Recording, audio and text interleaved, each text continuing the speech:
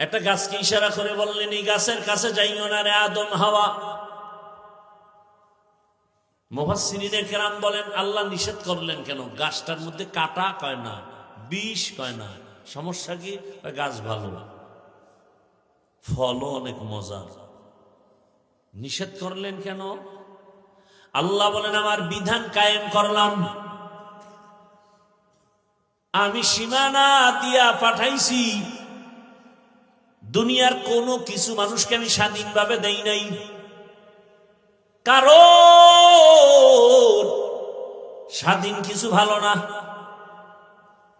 আকাশে বহু পাখি উড়ে স্বাধীন, কোনো দাম নাই। মালিকের খাঁচায় যে বাবুই পাখি আটকানো, চড়িয়া পাখি আটকানো, কোয়েল পাখি আটকানো, এটার দাম বেশি। রাস্তায় কত কুকুর দৌড়ায়, কোনো দাম নাই। মালিকের শিকল লাগানো, ওই কুকুরের অনেক দাম। জঙ্গলে হাজারো প্রাণী আছে, ওই পরিমাণ মূল্য নাই। চিড়িয়াখানায় বাঘ আটকানো আছে, ওটা দেখতে গেলে টাকা লাগবে, টিকিট লাগবে। ঠিক এই দুনিয়ায় কত মানুষ মনের মতো চলে আর ঘুরে, ওদের কোনো দাম নাই। কিন্তু ওই মানুষ দামি, যার গলায় কালেমার রশি লাগানো আছে। দুনিয়ার সব মানুষ যা চায় মনে তাই করবে, কিন্তু না, আল্লাহর প্রেয়ারা বান্দা কালেমাওয়ালা মনে যা চায় তা করতে পারবে না। আল্লাহ কয়, পা দিছি হাঁটার জন্য, কিন্তু এই পা দিয়া হেঁটে সিনেমা হলে যাবা, এখানে আমার বাধা আছে, সীমানা দেওয়া আছে। খবরদার, আমি আল্লাহর সীমানার মধ্যে থাকো। চোখ দিয়া তাকাইয়া দেখবা, দেখার জন্যই চক্ষু দিছি, কিন্তু মোবাইল দেখার জন্য দেই নাই। সারা রাত মোবাইলে তাকায় জেনা করবা, গুনাহ করবা, সেজন্য চক্ষু দেই নাই। যদি এমন চালাকি করো, দেখবা হায়াত আছে কিন্তু চোখের পাওয়ার থাকবে না। এখনই নেই। আরে নবীর উম্মতের দল, আল্লাহর নিষিদ্ধ জিনিস থেকে বাঁচো। জবান দিছে কি জন্য? ভাই ঘুম আসতেছে না, আগ্রহ কম, খেয়াল নাই, কি জানি ধান্দা করতেছেন ভিতরে ভিতরে।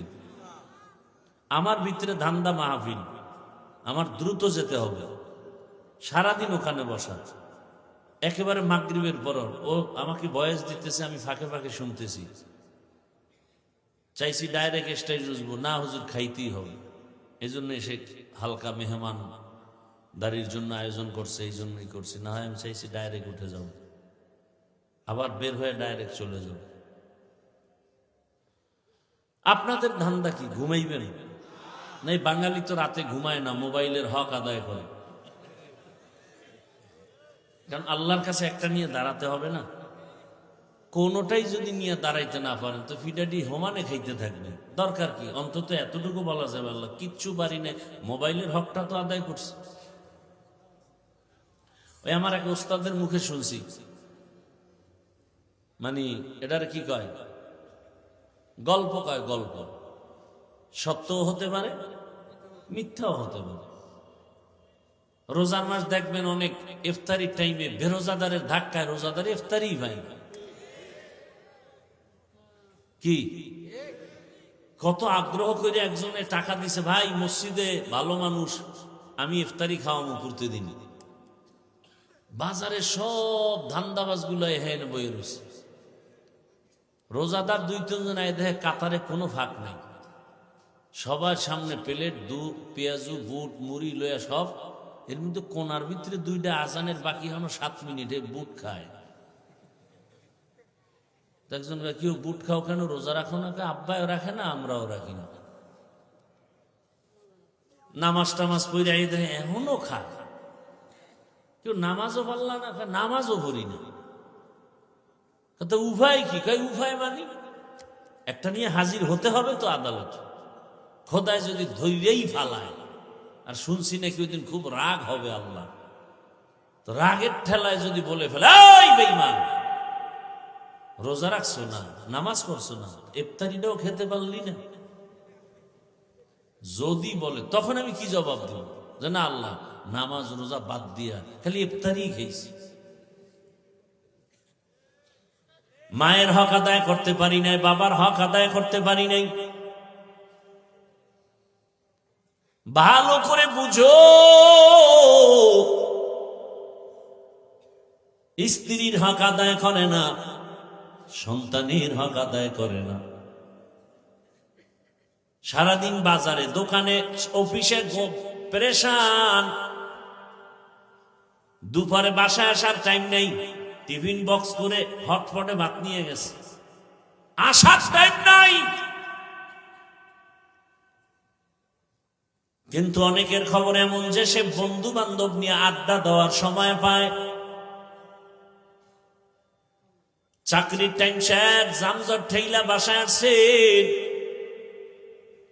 রাতের বেলা খানা দানা খেয়ে সন্তানের হক আদায় করবে, কথা বলবে, হাসি মুখে কিছু খোঁজ খবর নিবে, বিনোদন দিবে। বাবা, সন্তানের মাঝে এক মোহাব্বতের আওয়াজ, সন্তান বাবাকে চিনবে, বাবার কাছে আপন হয়ে যাবে। ওগুলো খবর নাই।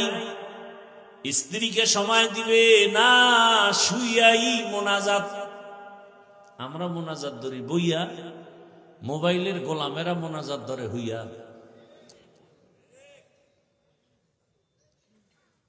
স্ত্রী কথা বললেই তর্ক বিতর্ক শুরু হয়ে গেল, বিছানা আলাদা, বালিশ আলাদা, মাঝখানে আবার পার্টিশন হয়ে যায় মোবাইল।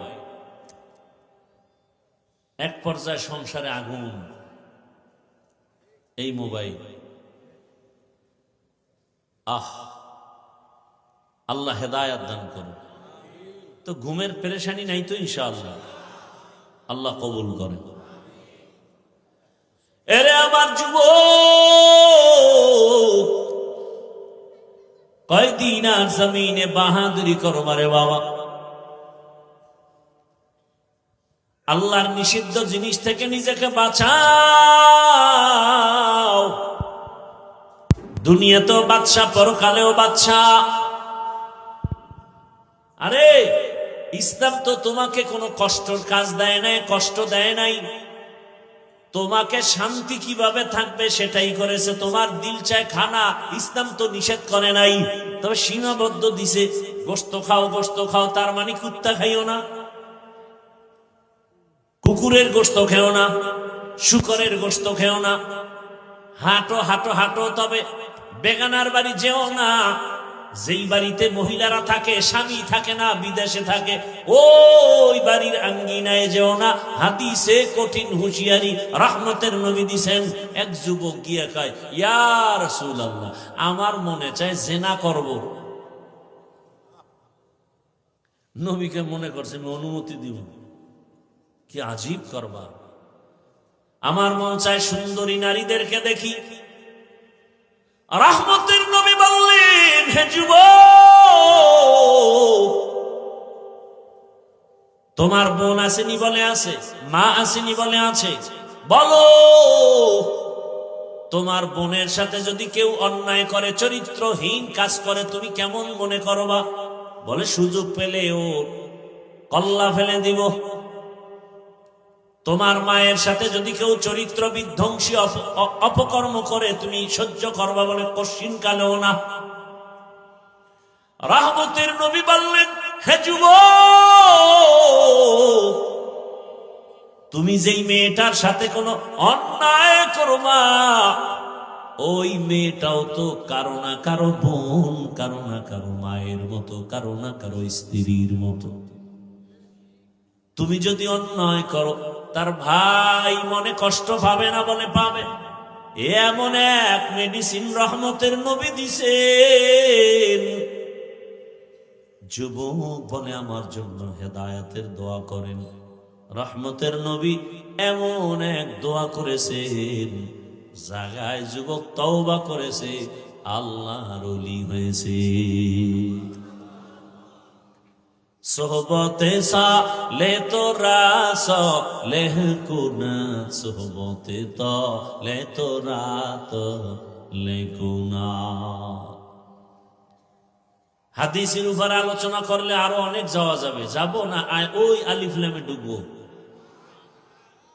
তাহলে আজকে আলিফ লাম বাদ। ভালো করে বুঝার চেষ্টা করেন। এরকম একটা একটা বললে হাত দিয়ে ধরো, সব ধরা যাবে। হ্যাঁ, হাত দিয়ে কি ধরবে? কয় পানি। আর একবারই দেন, কয় ভাই আপনার দাওয়া। আলহামদুলিল্লাহ। আপনার বাড়ি? বলে নাউজুবিল্লাহ। হাত দিয়ে ধরো, তবে খবরদার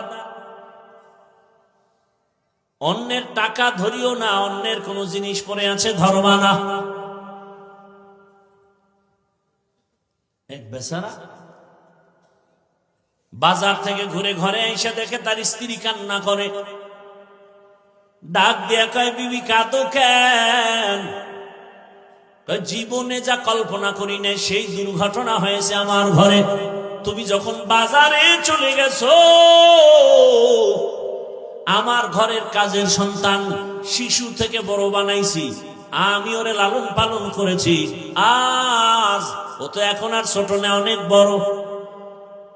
তুমি যখন বাজারে গিয়েছো, ওই কাজের সন্তান আমার হাত ধরে ফেলেছে আর গুনাহের চূড়ান্ত সীমা লঙ্ঘন করেছে। স্বামী শুইনাও কাঁদতেছে, বউকে তুমি কান্দো কেউ? আমার এরকম জীবনের আউলো জাউলো ঘটনা আজকে ঘটে গেছে। কি হয়েছে? বলে বাজারে গেলাম, পার্শ্বে স্বর্ণের দোকান, আগন্তুক এক নারী স্বর্ণের অলংকার কিনে কানে লাগাবে পারে না। আমি পাশের দোকানে দাঁড়ানো, একটু লাগাই দাও না। লাগাই দিতে গিয়ে নারীর হাতে হাত লেগে গেছে, আকর্ষণ বিকর্ষণ হয়ে গেছে, গুনাহের সীমানা লঙ্ঘন হয়েছে। হ্যাঁ, রাসূল বলেন নিজেরে পবিত্র রাখো, কোন পাহারাদার লাগবে না, ফেরেশতা দিয়ে আমার আল্লাহ তোর বউটারও পবিত্র রাখবেন। নিজে পবিত্র থাকো। কোন যদি অপরাধী আসে তোমার সতী নারীর উপরে চোখ তুলেও চোখ নষ্ট হয়ে যাবে। তুমি আকাম করবা আর তুমি বউরে দোষ দেবা না। সন্দেহ রোগে সংসার বিচ্ছিন্ন হয়ে গেছে, আল্লাহর ভয় নাই। চোখ দিয়া দেখবা তার মানে যা মনে চায় তা দেখা যাবে না। জবান দিয়া কথা বলবা তার মানে মনে যা চায় তা বলা যাবে না। মিথ্যা বলা যাবে না, গালি দেওয়া যাবে না, গীবত করা যাবে না, কাউকে বেইজ্জতমূলক আওয়াজ দেওয়া যাবে না, আল্লাহর বিরুদ্ধে কথা বলা যাবে না, কোরআনের বিরুদ্ধে কথা বলা যাবে না, ইসলামের বিরুদ্ধে কথা বলা যাবে না। বললেই তুমি মানুষ অপরের কথা, তুমি আমার আল্লাহর দুশমন, ইসলামের বড় দুশমন। এখন আর তোমাকে সালাম দেওয়া জায়েজ নেই। আর তুমি দাড়ি কাটছো, নামাজ পড়ো না, পর্দা করো না, কিন্তু দিল ভাঙ্গা, পড়লেই পর্দা করব, সুযোগ পেলেই দাড়ি রেখে ফেলবো, তোমাকে সালাম দেওয়া জায়েজ, তোমাকে গালি দেওয়া জায়েজ নেই। আর যদি বলো নামাজ ভাল লাগে না, রোজা ভাল লাগে না, দাড়ি ভাল লাগে না, করবো না, পছন্দ করি না নামাজ, পছন্দ করি না দাড়ি, তোমাকে সালাম দেওয়াও যাবে না। কারণ দাড়ি যে রাখে না সে মুমিন, যে দাড়ি পছন্দ করে না সে বেঈমান। দোনোজনারই দাড়ি নেই, কিন্তু ব্যবধানটা কোথায়? উপরে না কলবে? একজনে দাড়ি রাখে না কিন্তু দিলের মধ্যে কি আছে? ভালোবাসা। আর একজনে দাড়ি রাখে না কিন্তু ভালোবাসা নাই, বিরোধিতা করে। যে দাড়ি রাখে না, বিরোধিতা করে না, সে মুমিন। যে দাড়ি না রেখে বলে পছন্দ করি না, সে তাজা বেঈমান। এইভাবে সব পর্দা, নামাজ, এই যে এখানে বহু আল্লাহর বান্দা নামাজ পড়েন না, কিন্তু যদি বলেন পছন্দ করি না, তাহলে যুদ্ধটা আপনার সাথেই হবে, কারণ আপনি বেঈমান। আল্লাহ বুঝার তৌফিক দান করেন। কানের মধ্যে দিছে আল্লাহ শোনার জন্য, তার মানে রাতের বেলা গানের তার কানের ভিতরে ঢুকায় ঘুমাবি। আল্লাহ এটা বলে না। আজরাইল যদি দেখে কানের ভিতরে গানের তার লাগানো, আজরাইল বলবে সরি, 2 দিন পরে আইতেছি। হ্যাঁ, আহা যুবক, এগুলো এই যে কথাগুলো বলতেছি, মনে হয় ওই হাদিসে আছে গুনাহগারেরা গুনারে কি মনে করে, মশা উইরা যায় নাকের উপর দিয়ে, ওই রকম একটা মশা উইরে দৌড় এর সরাই দি মশা। আর মুমিনেরা গুনাহকে কি মনে করে? নবীজি বলেন মুমিনদের কাছে একটা গুনাহ বিশাল বড় হিমালয় পর্বতের মতো বিশাল, আর গুনাহগার দুনিয়াদার ওদের কাছে গুনাহ মশার মাছির মতো এরকম উড়ে যায়। এরকম এই যে কথাগুলো বলতেছি, একটা যুবকের দিলের মধ্যেও কিন্তু দাগ কাটে না, মনে করতেছে আমি তামাশা করতেছি, মস্কারি করতেছি, অথচ ওর জীবনটা যে অকালে নষ্ট করে ফেলতেছে কোনো চিন্তাই নাই, না বাবার মধ্যে, না মায়ের মধ্যে, না কোনো যুবক সন্তানের মধ্যে। যুবক, আল্লাহ তোমাকে কি সম্পদ দিছে তুমি জানো? তোমার মতো একটা যুবক যদি মেধাটাকে কাজে লাগাইতে পারো, আজ তুমি টাকার পেছনে দৌড়াও, চাকরি খুঁজো, কেউ চাকরিতে নেয় না। যদি তুমি আদর্শ নিয়ে লেখাপড়া করে একটু লাইনে দাঁড়াও, তোমাকে মানুষ সারা দুনিয়াতে মাথার মুকুট মনে করে সম্মান করবে, মরিয়া গেলে অমর হয়ে থাকবে। এই সমাজের একটা মানুষ কি ডাক্তার জাকির নায়েকরে চিনে না? তোর মতো সারা রাত মোবাইলে আকাম করলে জীবনে ডাক্তার নায়েকের এত, জাকির নায়েকের এত সম্মান হতো না। কবি নজরুলের কত গুণগান গাওয়ারে যুবক, তোমার মতো রাতে অন্যায় করলে, চরিত্রহীন মানুষের জীবনের যত অন্যায় আছে এর মধ্যে কিছু অন্যায় আছে অমার্জিত, অশালীন। এর মধ্যে একটা হলো অর্থ কেলেঙ্কারি আর নারী কেলেঙ্কারি। তুমি যত বড় মেধাবী হও, দুনিয়ার সব তোমাকে লাথি মেরে ফেলে দিবে তোমার অর্থ কেলেঙ্কারির অপরাধে, নারী কেলেঙ্কারির অপরাধে। অথচ একটা যুবক তার মেধা খাটায় গোটা দুনিয়াটাকে কন্ট্রোল করতে পারে। কেন সেই মেধা নষ্ট করো বাবা? লেখাপড়া নাই, আমল নাই, মা বাবার সাথে আদব নাই, শিক্ষকের সাথে আদব নাই, আলেমের সাথে আদব নাই। আল্লাহ তাআলা কোরআনে বলছেন যালিকাল কিতাবু লা রাইবা ফীহি হুদাল লিল মুত্তাকিন। আল্লাহ ইসলাম, আল্লাহ রাসূল কোরআন কেন দিয়েছে? যারা আল্লাহকে ভয় করবে তাদের হেদায়েতের জন্য। এজন্য নামাজে দাঁড়াইয়াও তো আমরা হেদায়েতের দোয়া করি, আসি নামাজের উপর মধ্যে, এরপরও দোয়া করি হেদায়েতের, ইহদিনাস সিরাতাল মুস্তাকিম, সঠিক জান্নাতের পথের হেদায়েত দেখাও রে মালিক। কারণ আমি বক্তা হয়েছি, মাওলানা হয়েছি, কিন্তু পূর্ণ হেদায়েত পেয়েছি কিনা ভয়। কারণ বহু টুপিওয়ালাও লাইনচ্যুত হইয়া যায়, বহু টুপিওয়ালা লাইনচ্যুত হয়ে যায়। আল্লাহ হেদায়েত দান করুন। ও আমার কলিজার যুবক, আমি এতক্ষণ যা শুনাইতেছি একবার আমি চাই না, বলি না তুমি আমার মতো হুজুর হও, তাবলীগে যাও, পীরের কাছে যাও, মাদ্রাসায় যাও, স্কুল কলেজ বন্ধ করে দাও বলি নাই। বরং সারা দেশে আমি চ্যালেঞ্জ দিয়ে এবং জোর দিয়ে বলি, আমার দেশে মাওলানা মুফতি মুহাদ্দিসের অভাব নাই, আমার দেশে আদর্শবান ডাক্তারের অভাব, ইঞ্জিনিয়ারের অভাব, প্রফেসরের অভাব, ওসি ডিসিএসপির অভাব। আজ আমার দেশের থানা জেলার ওসি ডিসিএসপি যদি সব 5 ওয়াক্ত নামাজি হতেন, সুদখোরের অনুমতি নিয়ে কোরআনের মাহফিল করার কোনো দরকার হতো না। সেদিন এক জায়গায় শুনলাম টিওনো সাহেব প্রতিদিন ফজরের নামাজ এলাকায় ঘুরে ঘুরে এক এক মসজিদে পড়ে। টিওনো, তা বুঝেন যে লোকটা যদি কোনো মসজিদে গিয়ে নামাজ পড়ে তার ঘুম থেকে উঠতে হয়েছে কত টাইম, তার মানে সে তাহাজ্জুদ পড়েছে। কি জেনারেল লাইনে ভালো মানুষ নাই? ও আমার যুবক বাবারা, তোমার জেহেন যদি, বুদ্ধি যদি তোমাকে নাড়া দেয় যে হ্যাঁ হাফিজ ভাই কথা তোমার ঠিক, ও যুবক বাবা, তোমার মতো লাইনের যুবকটা জীবনে মাদ্রাসায় পড়ে নাই, স্কুলে পড়ে, লেখা করে, কলেজে পড়ে, 5 বেলার নামাজ পড়ে, তোমার জবান থেকে সাক্ষী দাও সত্য নাকি মিথ্যা। এবার নিজেকে প্রশ্ন করো, তোমার কপালটা কেন খারাপ? কার বরদোয়া লাগছে যে তুমি নামাজ পড়তে পারো না? তোমার মতো যুবক র্যাব, আর্মি, পুলিশ, বিডিআর এর চাকরি করে নামাজ পড়ে, ওসি, ডিসি, এসপি, আইজি নামাজ পড়ে, ডাক্তার, প্রফেসর, ইঞ্জিনিয়ার 5 ওয়াক্ত নামাজ পড়ে। মিথ্যা বলো, তুমি কেন পারবা না? রাস্তায় গাড়ি চালায় যুবক, ড্রাইভারি করে, নামাজ ছাড়ে না, তুমি পারবা না কেন? নদীর মধ্যে মাছ ধরে নামাজ পড়ে, কৃষি কাজ করে নামাজ পড়ে, তুমি কেন পারবা না? ও ব্যবসায়ী বাবারা, আপনাদের ব্যবসায়ীদের মধ্যে কি নামাজি নাই? একটা সাইনবোর্ড বানাইছে, কেমন মোহাব্বত! সাইনবোর্ড বানাইছে ছোট্ট ছোট, সাইনবোর্ডে লেখছে নামাজের বিরতি। এটা লেখা 7-8টা টান দিয়া মসজিদে গেছে।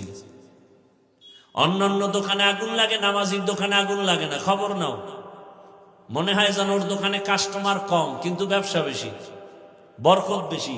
তুমি 50,000 টাকা বিক্রি করে যেই বরকত পাও, ওই বান্দা 10,000-এর থেকে বেশি পায়। এরে আমার যুবক, এখনো সময় আছে, তওবা করো। বৃদ্ধ বাবাজি, আপনার মতো বুড়ারা মসজিদে গিয়ে নামাজ আদায় করে, আপনি পারেন না কেন? ও পর্দার আড়ালের আম্মা জানেরা, বোনেরা, ধন্য কপাল আপনাদের। যত নবী, যত রসুল দুনিয়াতে আসছে, মা আপনাদের মতো নারীর পেট থেকে আসছে। এই দুনিয়াতে দামি দামি সন্তান আবু বকর, ওমর, ওসমান, সাহাবায়ে কেরাম নারীদের পেট থেকে আসছে। আম্মা জান খাজা মঈনুদ্দিন চিশতি আজমিরি, ইমাম বুখারী রহমাতুল্লাহ আলাইহি, বড় পীর আব্দুল কাদের জিলানী, ইমাম আবু হানিফা আপনাদের মতো নারীর থেকে আসছে। এরে আম্মা জান, একটু আগে ডাক্তার জাকির নায়েকের সুনাম বললাম, কবি নজরুলের কথা বললাম। আম্মা জান, আপনাদের মতো নারীর থেকেই তো আসছেন। তাহলে আপনারা কত ধন্য নারী। এ কারণে আমি বয়ান করার টাইম নাই যে নারীদের কত সম্মান ইসলাম দিয়েছে। আর কেউ দেয় নাই, সবাই নারীর উপরে করেছে জুলুম, ইসলাম দিয়েছে নারীর অধিকার। পৃথিবীতে আর কেউ দেয়নি। নারীরা হাসরের ময়দানে পুরস্কার নিবে, পুরুষরা তাকায় লজ্জা পাবে, আরে পুরস্কারটা প্রথম আমি নিতে পারলাম না, নারীরা নিয়ে ফেলবে। ও পর্দার আড়ালের মা, এখনো তালাশ করে দেখেন এই এলাকায় বহু মা, বহু বোন 5 ওয়াক্ত নামাজ পড়ে, স্বামীর মাল হেফাজত করে, বেপর্দায় চলে না, মোবাইলে সময় নষ্ট করে না।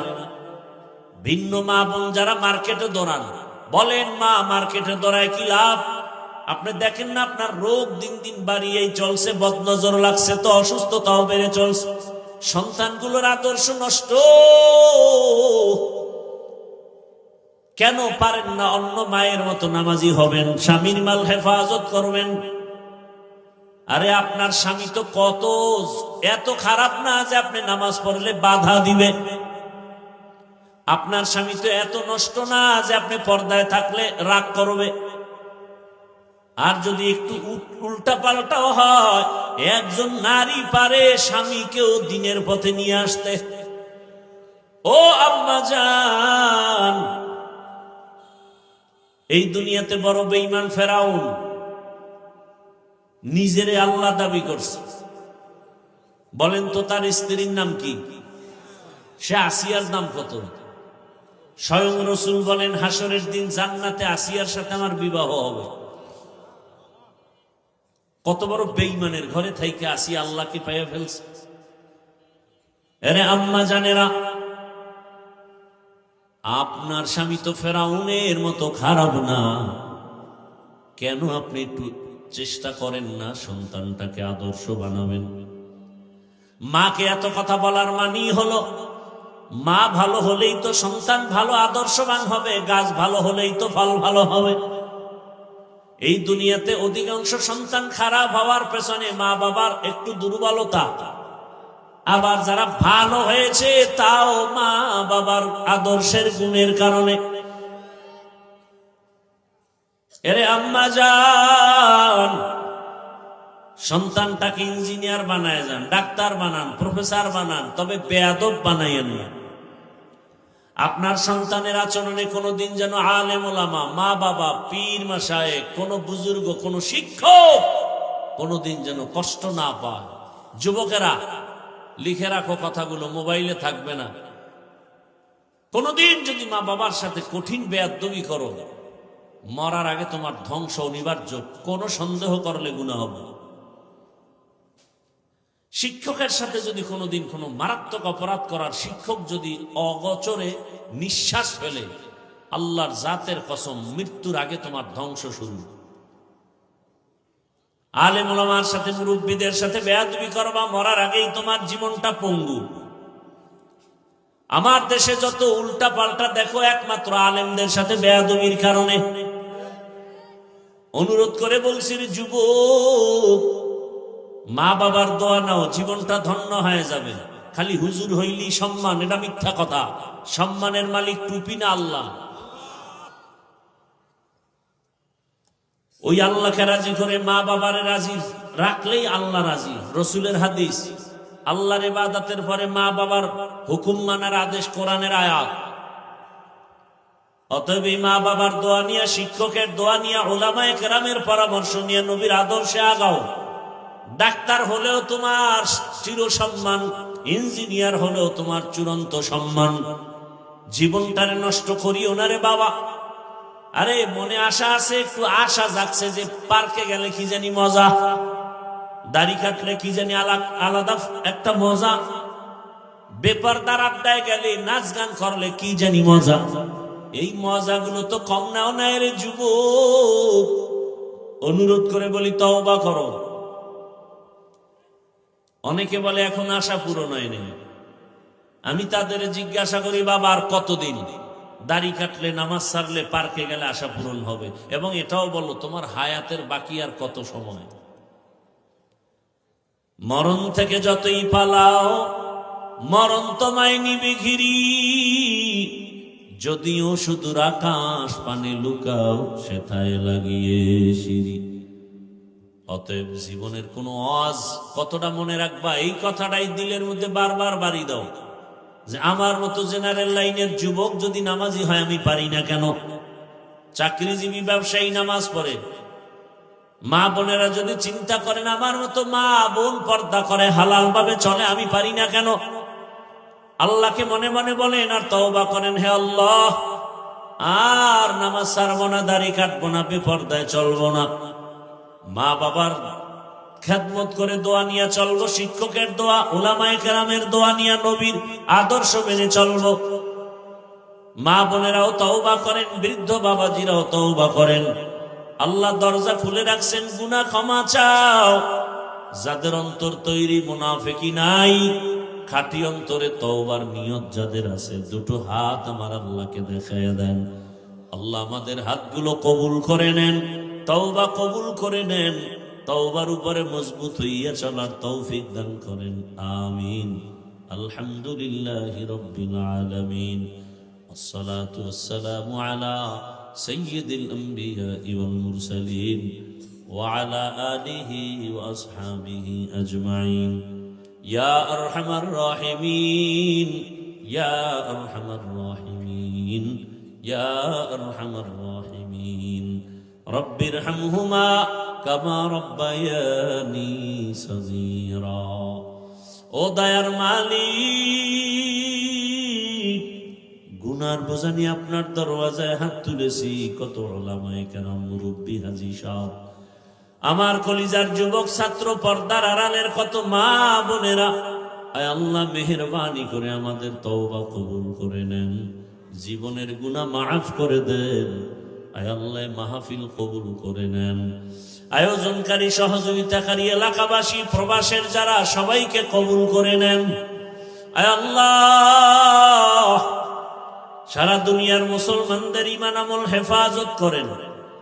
আমার প্রবাসে যারা মা বোনেরা, ভাইয়েরা কষ্ট করে দিন রাত, খানা নাই, ঘুম নাই, মন চাইলে মা পায় না, চাইলেই বাবা পায় না। কত ওই বিদেশিরা, কত আল্লাহর বান্দার খবর এমন হয় যে বাবায় মরে গেছে, জানাজায়ও আসতে পারে নাই, কান্না করে বেহুশ হয়ে গেছে। কত প্রবাসীরা মায়ের মরণ দেখতে পারে না, জানাজাও পায় না। ও আল্লাহ, নিজেদের মা বাবা পরিবারকে সুখে রাখার জন্য নিজের সুখের চিন্তা না করে আমার ওই প্রবাসে যারা এখনো কষ্ট করে, হাড় ভাঙ্গা পরিশ্রম করে কামাই রুজি করে, কত প্রবাসের ভাইয়েরা কত কষ্টে আছে, পেরেশানিতে আছেন।